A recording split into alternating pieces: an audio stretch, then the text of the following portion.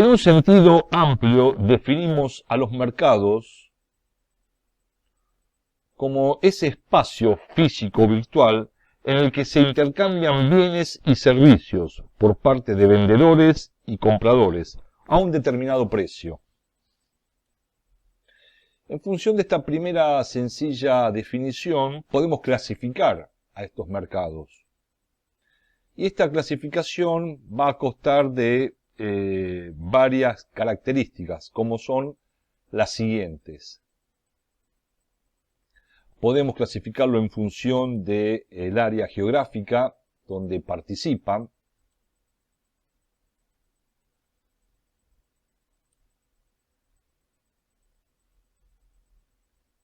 De acuerdo al volumen que se comercializa en ese mercado,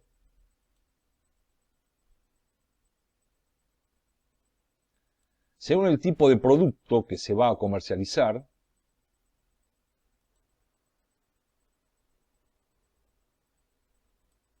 de acuerdo al tiempo en que se demanda la comercialización de estos productos o servicios,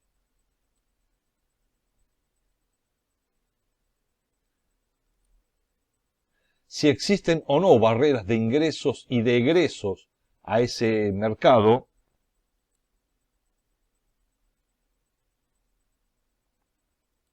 por el tipo de oferentes, que son variados, y además los mercados pueden ser el mercado cambiario,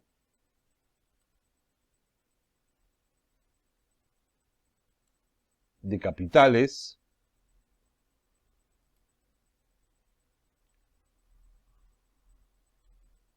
y de trabajo.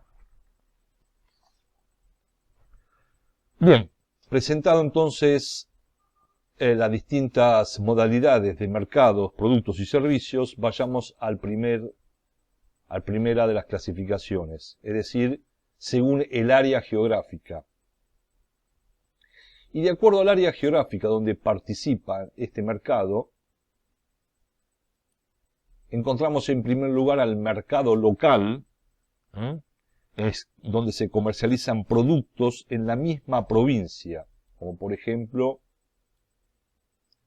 en la división política que hacemos en la Argentina está dividida en este caso por 23 provincias y un distrito federal. O podemos pensar que esta división política, si se tratara de otros países, puede estar dividida en estados o departamentos.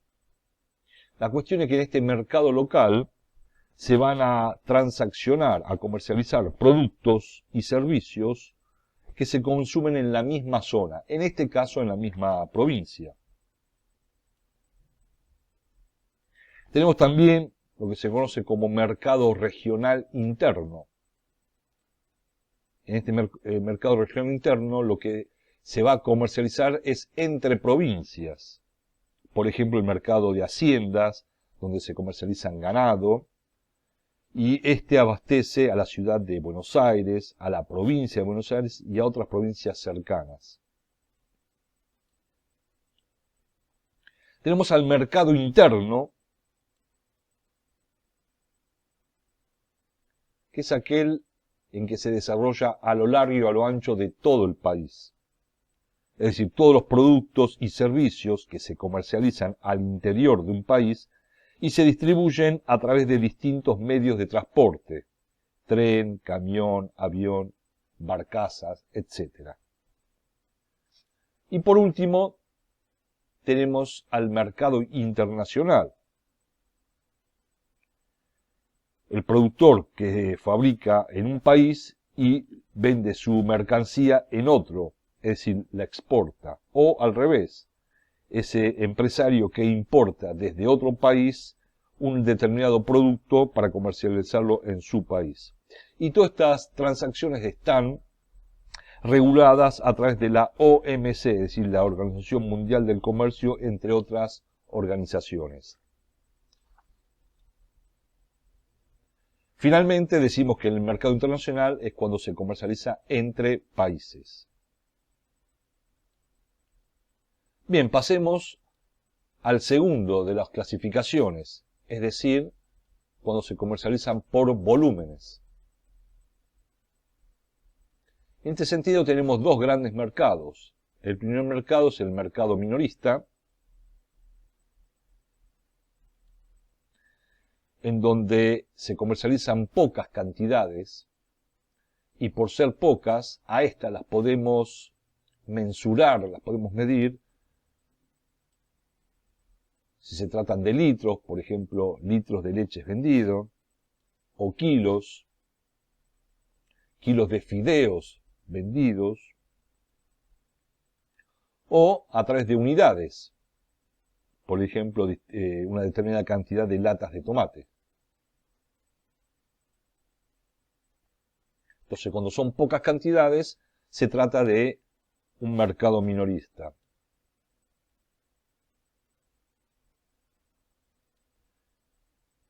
Y por el contrario, tenemos el otro, que es el mercado mayorista,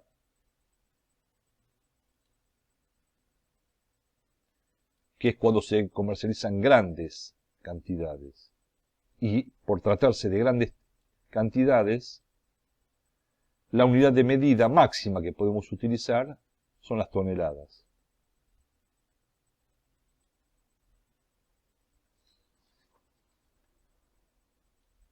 Bien, para el siguiente clasificación lo vamos a analizar a través de qué tipo de productos se comercializan en el mercado.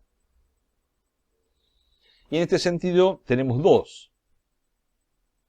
Tenemos a los bienes, que son aquellos que poseen algún grado o algún proceso productivo para su realización. Y esto también lo podemos clasificar en dos grupos. Aquellos que forman parte del consumo inmediato, generalmente lo pensamos como alimentos, o aquellos otros de consumo duradero. Pueden ser los electrodomésticos, autos, computadoras, etc. Y el segundo de los productos, llamados servicios, que justamente no se conforman como consecuencia de un sistema o un proceso productivo. Y aquí podemos encontrar a las pólizas de seguro, a los servicios públicos, servicios de peluquería u otros. En cuarto lugar, aquellos productos que se comercializan en función del tiempo. Y acá también tenemos dos instancias.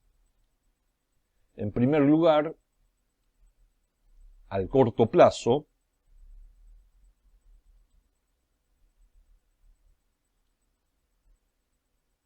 la transacción es rápida, se elige el producto, se abona y allí se cierra el negocio. Es decir, para cualquiera sea el producto de consumo inmediato o duradero. Y si tenemos al corto plazo, como contrapartida, tendremos al largo plazo.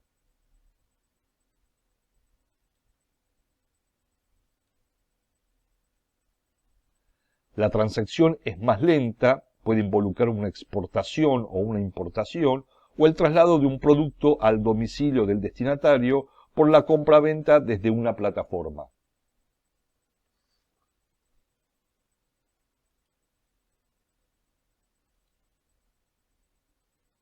Quinto, por las barreras de ingreso o egresos, es decir, los obstáculos que limitan las entradas y salidas de las empresas para la comercialización de sus productos.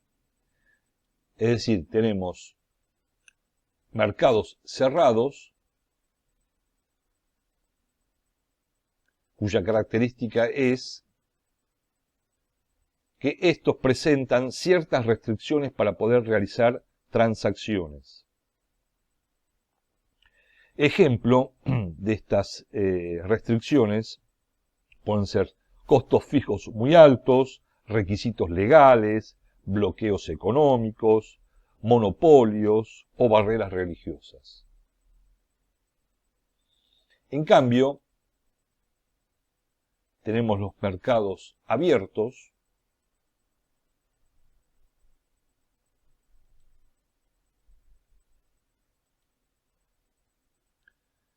y es aquel en el cual se puede ingresar sin cumplir requisito alguno, como por ejemplo una feria.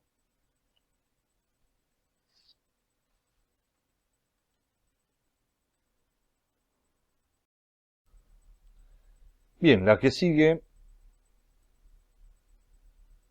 es por el grado de oferentes. Y en estos podemos distinguir a lo que se conoce como competencia perfecta,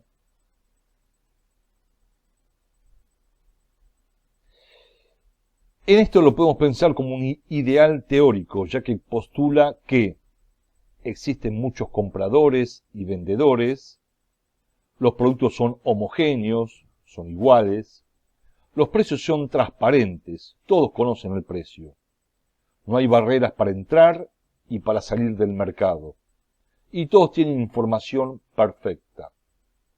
Ejemplo de este tipo de mercado de competencia perfecta pueden ser los mercados de granos, donde se comercializa el trigo, maíz, soja, etc.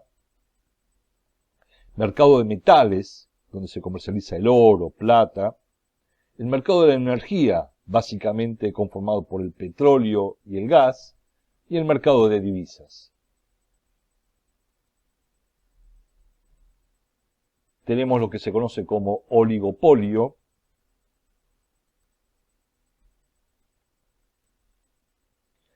Es un mercado dominado por un grupo reducido de empresas.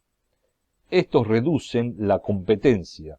Ejemplo, servicio de telefonía, celular, cadenas de supermercados, servicio de internet, etc. Piénsenlo, cada uno en su ciudad, que son reducidos las empresas que ofrecen este tipo de servicio, conformando entre ellas lo que se conoce como oligopolio.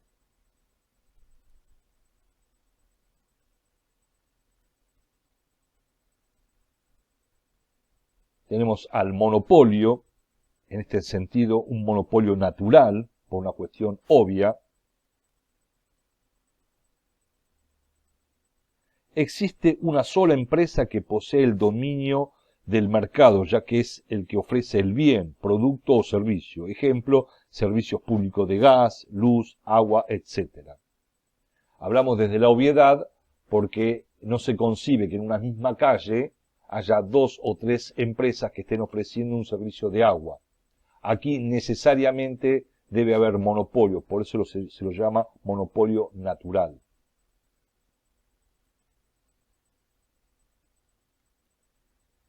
Tenemos a la competencia monopolística.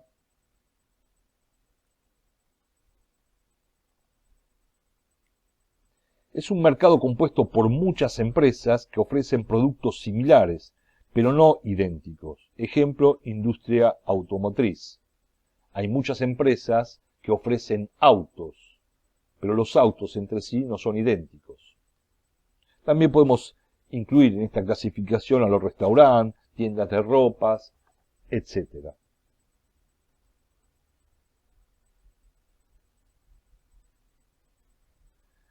Tenemos a los duopolio.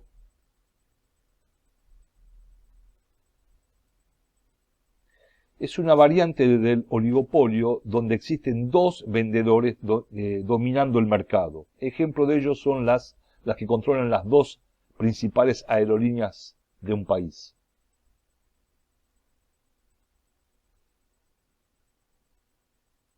Luego tenemos al monopsonio. Es un mercado conformado por un solo comprador y varios vendedores. El ejemplo típico que se suele dar en esto son los gobiernos o los estados que compran servicios militares. El gobierno del estado es uno solo y los vendedores son muchos.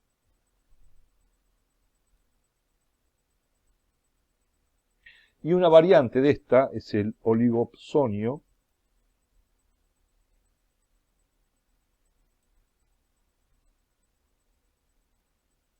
es decir, es similar al monopsonio, pero en este caso hay pocos compradores sobre muchos vendedores. Ejemplo, el mercado del cacao o de la yerba mate.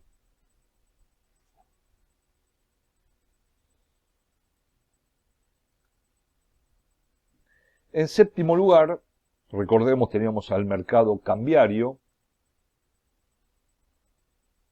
En la Argentina se lo suele conocer como casas de cambio.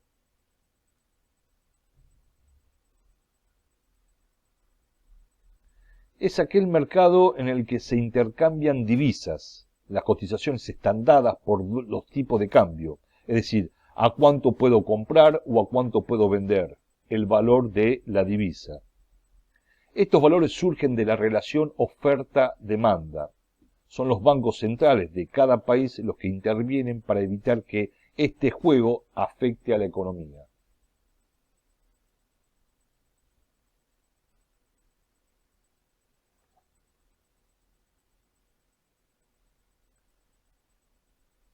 En el octavo lugar se encuentra el mercado de capitales. Podemos citar a muchas instituciones que lo conforman, como bancos de inversión o bolsa de comercio.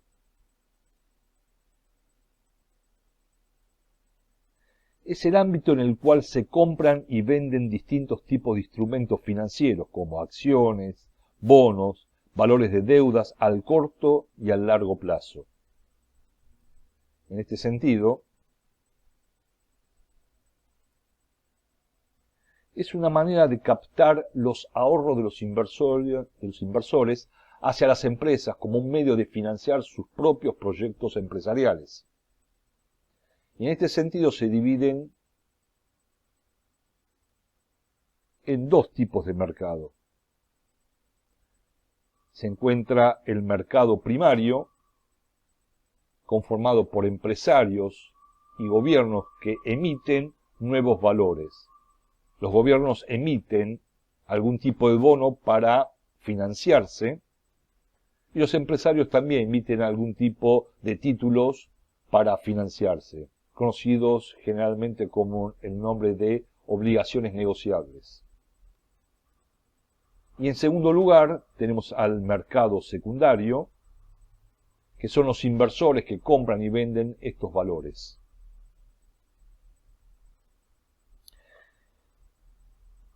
Es muy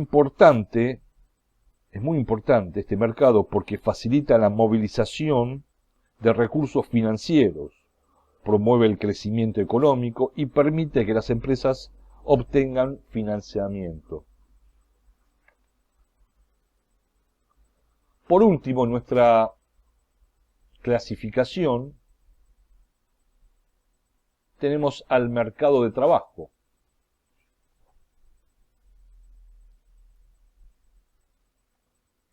Es un ámbito donde se encuentra la oferta y la demanda de trabajo.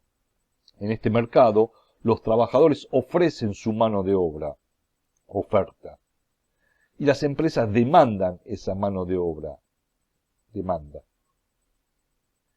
Y en este sentido, ¿qué elementos forman parte del mercado de trabajo? Bien, encontramos justamente a la oferta de trabajo, que son las personas que están disponibles y dispuestas a trabajar, ya sea a tiempo completo o parcial. En este mercado de trabajo también existe la demanda de trabajo,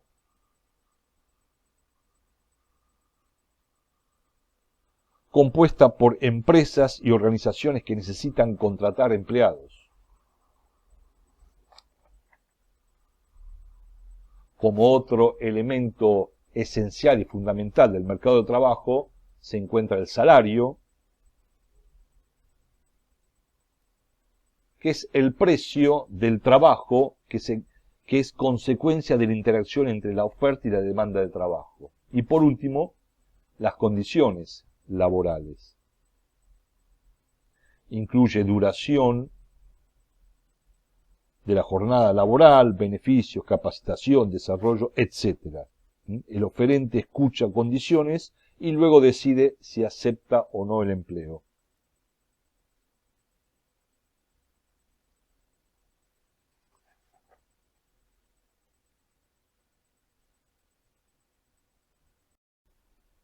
Bien, ahora sí, vayamos a unas reflexiones finales sobre el tema que hemos analizado.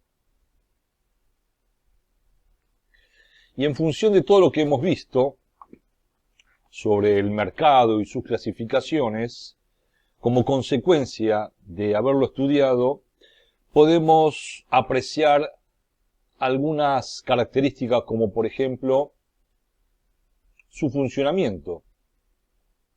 Entender entonces el funcionamiento del mercado finalmente nos va a llevar a comprender la economía de un país. Y comprender la economía de un país implica no solo reconocer los actores, sino cómo se están comportando esos actores y el porqué, y analizar el porqué de ese comportamiento. Cómo se comporta la demanda, cómo se comporta la oferta, y cuál es la situación de cada uno de ellos. También como consecuencia de estudiar el mercado, se generan oportunidades de negocio, en especial en qué destinan los recursos económicos los demandantes. Y a partir de eso, orientar nuestras empresas, nuestros negocios, nuestros productos y servicios que invertimos o ofrecemos al mercado en función de este mismo comportamiento de la demanda. Como consecuencia de esto, de estudiar el mercado, de estudiar el comportamiento de la demanda, nace la creación de distintas estrategias, que no es ni más ni menos que crear un curso de acción para llegar a ellos. Y esto nos lleva, obviamente, a la toma de decisiones sobre qué invertir, cuándo invertir y en qué cantidad invertir. ¿Sí? Es como que el estudio del mercado nos va llevando desde su funcionamiento hacia la toma de decisiones. Por supuesto que esto no lo hará nuestra propia empresa, sino que lo harán los competidores que conjuntamente con la tendencia de cómo se comporta el mercado nos hará reformular esa toma de decisiones o esa creación de estrategia o esas oportunidades de negocio. No solamente nos miramos a nosotros, sino también miramos a nuestros competidores y la tendencia general del mercado. Un elemento que no puede faltar de nuestro análisis en el estudio de los mercados es el precio del producto y del servicio, que también va a determinar si podemos competir o no con este producto a ofrecer. En definitiva, el estudio de los mercados nos lleva a poder entender a modo de radiografía la economía de un país. Si ésta está transitando por una instancia de recesión o de expansión económica. Y a partir de ahí el empresario podrá tener más claro qué es lo que hará en el corto y mediano plazo. ¿Sí? Por supuesto que en el estudio del mercado hay otros actores tan o más importantes que ellos, que es el rol del Estado, sus políticas, cuando éste interviene, cuando subsidia a la demanda o cuando estimula a la oferta, cuando crea obra pública y también de alguna manera va a incidir en el comportamiento de los mercados. ¿Sí? O sea, este es un estudio parcial, nos hemos enfocado en el estudio de los mercados, pero no olvidemos que otro de los actores de todo esto es el rol del Estado, que en conjunción con el sector privado hace a la economía de un país. Bien, espero que este video les haya servido, que les haya agregado valor a sus conocimientos y nos estaremos viendo en otros videos de similares características. Bien, saludos.